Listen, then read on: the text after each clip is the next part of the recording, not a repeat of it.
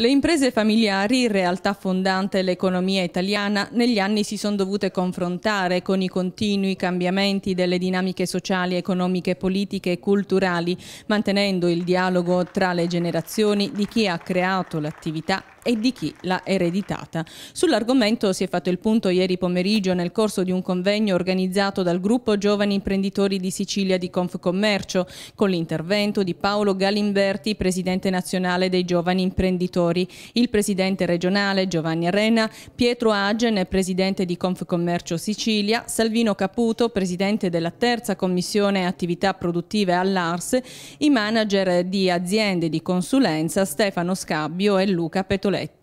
Un incontro avvenuto ad un anno dalla costituzione in Sicilia del gruppo Giovani Imprenditori di Confcommercio. Siamo riusciti ad essere presenti in diversi tavoli di concertazione con le istituzioni,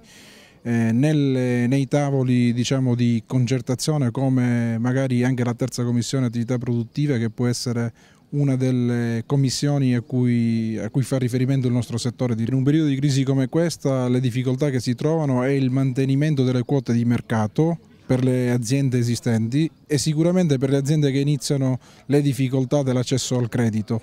I giovani invece devono essere proprio quelli che ci mettono il coraggio che gli anziani non hanno più, devono scommettersi, fare impresa ma soprattutto diventare protagonisti del cambiamento politico.